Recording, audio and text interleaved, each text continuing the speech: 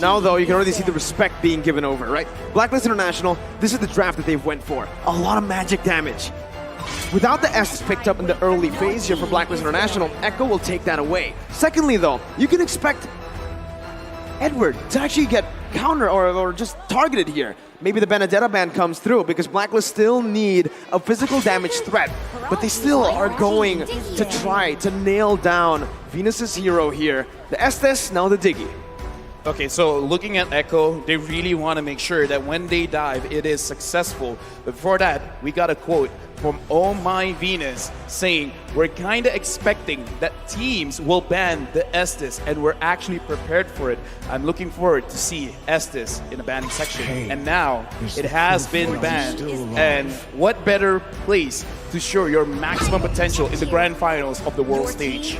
With the Lolita being picked up here by Echo, they're leaving Benny Cutie in both a dangerous and also protected spot because again, they want to make sure that he isn't fully countered, but also you gotta wonder what else is out left there because the Beatrix is out, the Brody is out, Matilda. They themselves banned out the carry and the 1-1. Are you seeing a carry here? Oh, rather a Matilda? Yeah, I'm thinking Matilda and Blacklist International lock it up. The Benedetta 2 earlier on.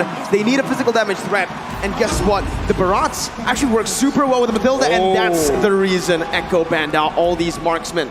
They wanted to go for the Lunox, they wanted to go for some burst damage and some more magic damage, knowing that Sanford on the Lapu likes to go for just a lot of damage. Remember, yesterday we saw the Hunter Strike, the Bloodlust Axe. This is a very physical Lapu. I would say, with the draft coming in from Blacklist International, this is a very good draft to start game number 1 because it is a very simple draft. This is what is going to give you confidence moving to game 2 onward. So honestly, I'm liking the draft coming in from Blacklist because you can make very little mistakes with this kind of draft, with this kind of gameplay. Yep, signature picks for all of our defending champions. For Echo, I'd like to say the only thing that's missing for me is the split push potential from Benny Cutie. It's not as potent when you're on a hero like Lunox, but what it does have is amazing team fight engagement. A lot of damage when you hit your power spike. Ladies and gentlemen, here we go. Indoor Sinayan and all across the world, I hope you're ready. It's time for game 1 in this best of 7 between Blacklist International and Echo. Looking at both drafts, I would assume that they're not going to fight a lot in the early stages of the game. They're going to fight around Riverside. They're going to fight for the control around the turtle because they want to make sure that they have the levels first. So if you see any kind of rotation, it's all about maximizing the minions to make sure you get as much level 4s on your heroes before going into the turtle phase. With 2 utility junglers, this is what you can expect, right? A lot of emphasis around the mid control. Why? To control the neutral objectives like you mentioned earlier. Mid control plays such a huge impact in this game, and you can already see for both of the teams, Venus and Haji, Sanji and Yaoi, they're focusing a lot, putting a lot of resources down into that mid lane to create some more pressure, but still, it's Blacklist International who secure the Lethal Wanderer. Okay, so now, looking at Blacklist as well as Echo, not a lot of action will come true. I'm thinking they got to find a way for Echo to get Yaoi onto level 4 because that is a very big ultimate to have in the turtle fight. It's coming up in roughly 36 seconds. So Echo as well as Blacklist International, both teams we saw in the best of 5 before, they like to see what the opponent wants to do first. Blacklist is asking Echo, Echo is asking Blacklist. Now Yaoi, he might get engaged for a little bit. He does have the flicker here, pops the flicker just to escape. Blacklist International with a resource advantage before the first turtle spawns in 15 seconds. That's going to be Blacklist here, knowing that they can buy time, but up top, Benny already caught low, flickered out of that. Blacklist International now with 2 advantages in terms of resource, and maybe even Oheb can rotate down below. Oh, but there's 3 members from Echo here. Sanji still clearing the wave. Carl DZ dashes on out. Sanford setting it up. Turtle less than half health. That's going to be the final blow by Edward. Carl DZ going to be stunned up, but has the heavy spin. It does not matter. It's the first blood picked up by Echo, but the turtle will be slain by Blacklist International. Killed or objective. Benny going to be slain in the gold lane. Blacklist strikes back, making it equal. 2 ults spent by Blacklist up top. Echo takes 2 down in the bottom, but they do get turtle, I'm talking about Blacklist, was that worth it, LaFell?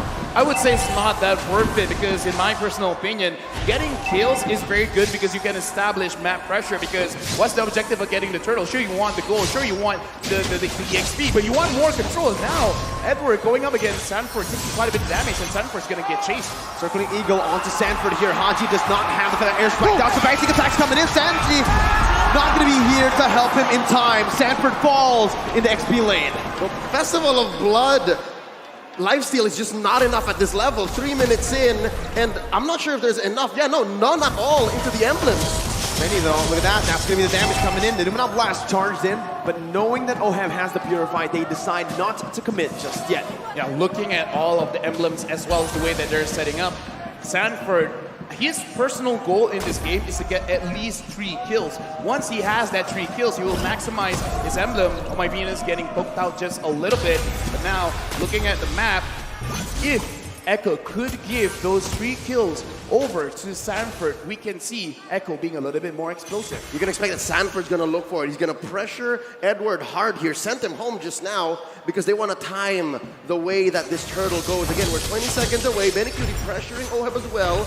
Oh my Venus and Yawi playing footsies, making sure that their gold laner gets the advantage. The zoning coming in again, right? This is what we kind of expect in the gold lane matchup. Harith, once you get to level 4, isn't really going to be able to threaten the Lunox. And even in the XP lane, we saw that Edward was winning early on, but now that Sanford has gone that level 4, has gone a few items down, it's a bit tough for Benedetta. Oh, turtle already spawned. Carl Teasy spots out Haji. Sanford, yeah, there's the RWM. Not going to be able to find anything else though. The stun does connect with the feather airstrike connecting onto Sanford. The Petrify locks him down. Edward finds the pick up. Blacklist International now with a man advantage. Rotating around Internal, circling Eagle onto Yawi. He's going to be able to find his stun. Carl Teasy jumping in. Numenal Black charged in with the Flicker as well. Oheb with no Purify here. Doesn't use it just yet. Why still winning the Retribution battles at the top? This is on force. Now Yawi going to be able to dodge away for now. That's a lot of burst damage as Yawi will be slain by Edward.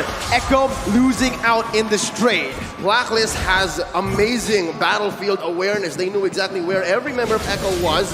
They almost threatened orange steal from Carl Teasy, but they're not done. A stun and a knock-up. It's still Matilda Airlines here for Blacklist International.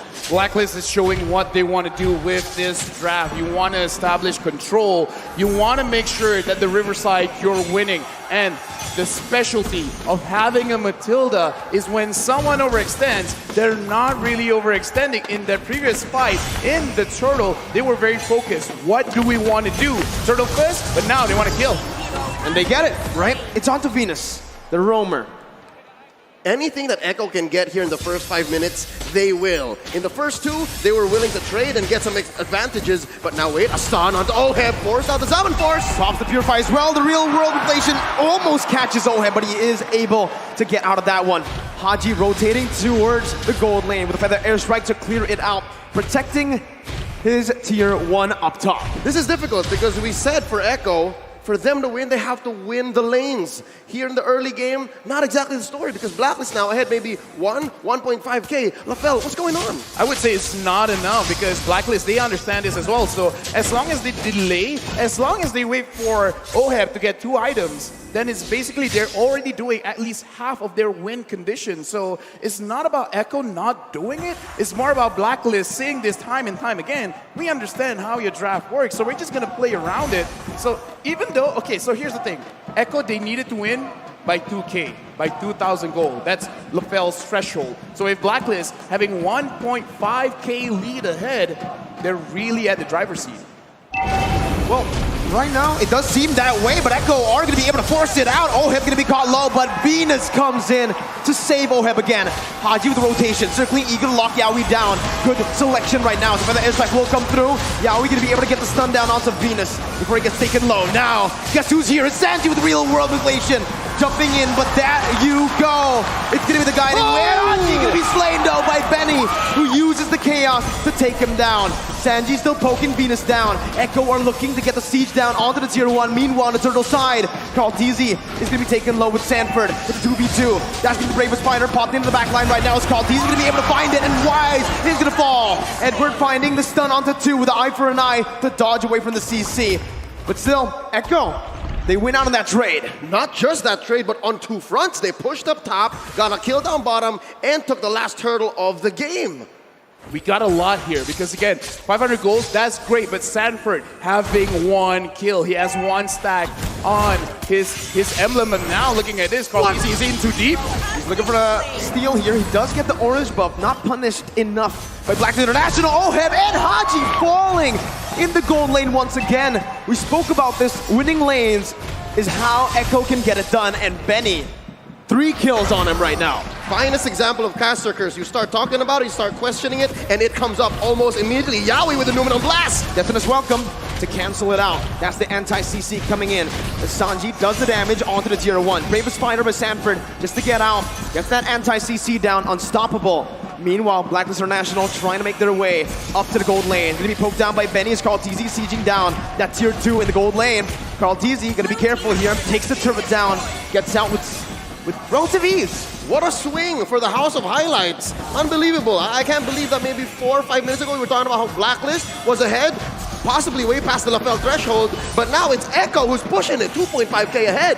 Well, they have gone way and above the threshold, and the way that they did it is because they understand, okay, we're just going to stay in lane. There's no use trying to out-rotate Blacklist at this point, so we're just going to say because Oheb is going to be the one that's going to deal a lot of the DPS damage later on, so shut him down first. Right now, there might be a skirmish in mid. For the airstrike was used up just to clear up the waves. Echo, with this composition so far, can constantly be threatening these sieges. And also, they can also be looking for a lot of plays on the map. A lot of kill pressure here in their lanes. Yep, and that's why they're ranked first in average kills so far, 16 plus, because the way that they attack the game, the way that they approach it with their strategy is they want to convert from kills. They don't want to take objectives only. They want to win first and then go from there, which is, I think, what they're doing here. They're baiting the Lord. This is a Lord dance if I've ever seen one. Oh, Sanji's taken low. Edward jumps in, but Sanji flickers out on the final blow. The Petrify still available by Edward right now as he uses eye for an eye, but Sanford notices that. Jumps in with the bravest fighter. A lot of resources spent already as Wise looks for a better position. Haji going to be able to actually dash in with wings by wings as that's the Luminal Blast connecting onto Edward. Edward going to be taken low, taken down by Sanford. And that's going to be a 50-50 play around the Lord. Wise here versus Carl TZ, and Carl takes it down. There's a bond force by Oheb. Not enough to deal with damage right now as Yaoi's going to be able to get the stun down onto Haji, who's going to be able to dash out of that one with wings by wings. Feather airstrike to snipe Sanji down. Benny!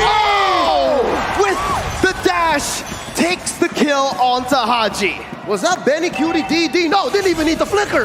Dude, that was Benny QT. And again, looking at the items here, because we got to see whether they are strong now or not. Looking at Benny Cutie, having 3 core items, Cloud Destiny, Lightning Treasure, as well as Divine Glaive. Right now, oh my Venus getting engaged by Yawi. Luminal Blast again, locking the Queen down.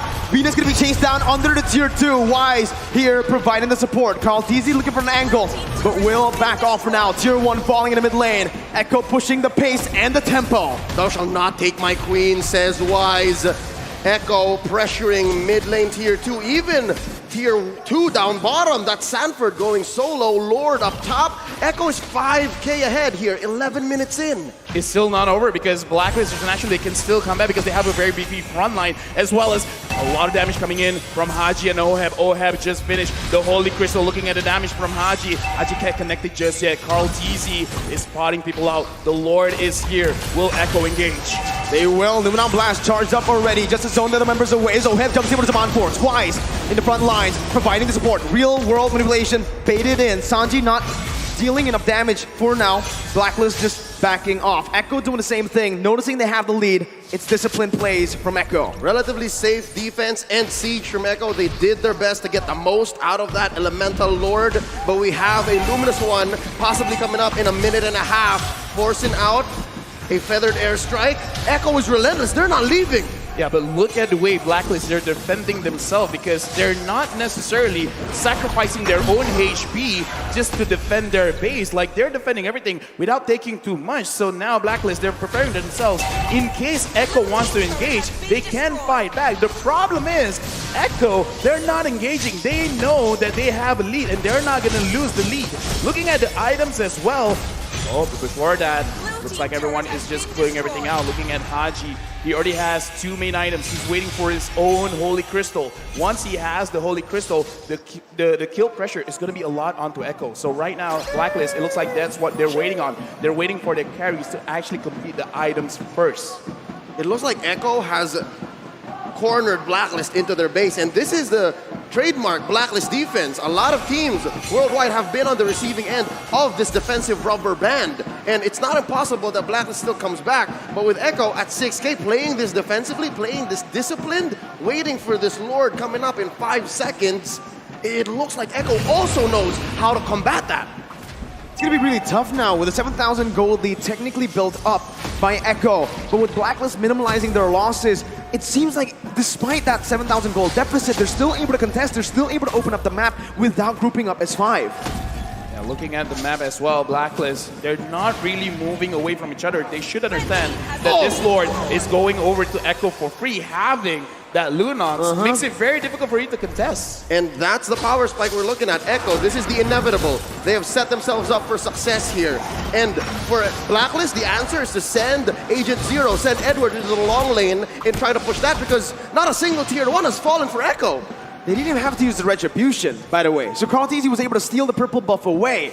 So right now, again, Echo are just building up the way, slowly but surely, to finally take some base turrets down. This is what kind of feels bad as a Baras. You kind of don't care too much about your buffs getting taken away, but what you do care about is it's hard for you to maintain those stacks, because Baras is at his strongest at like, what, 15 stacks? Because looking at Wise now, that is a pretty small Wise.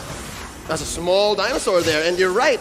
While Echo's taking away even the small camp, the small creeps in Blacklist jungle, and then freezing the waves, waiting for it to sync with this Lord, then this is the best that Blacklist can do. Oh, there's a couple of ults spent in. Oh, very low. And we're going to be caught in the Luminon Blast as Benny jumps in with the damage. And that's the combo, the notorious one. As Echo now looking for the siege into the base turret in the mid lane. Lord still marching in the top lane. Concealed play going to be popped in. Echo looking for more. That's the air spike popped in, but look at Sanford, he flickers under Haji, but he's going to be able to get out for a bit. Haji going to fall. The circling eagle does not save the queen. Oheb, the last man standing, but Echo will secure game number 1. Ang limang Echo fans make noise all around as their team takes game 1. It's a long journey, folks. It's a marathon, not a sprint. So game 1 is great for momentum, but they still got to watch their backs. Blacklist will pick up so quick from this victory. Looking at this game, the reason why Echo could beat out Blacklist International is not that Blacklist necessarily made a mistake, is that Echo did not make a mistake. Because with their draft, having the Matilda, they're trying to bait out Echo to over-engage, overextend, use all of their skills early to get any kind of objectives and then fight back. But Echo, they did not do that. They won the lane. They made sure that Oheb was heavily pressured, and then after that, it's like, okay, just don't overcommit. Just take things slow, and then end the game, get profit. Or because they're killer whales, right? Correct. And that's exactly why they know how to use the kill pressure so well. In the gold lane, they knew Lunox versus Herod is a winning lane for the Lunox. Benny QT on a winning matchup. That's already a recipe for disaster if you're a Blacklist fan. Now, they utilize that so much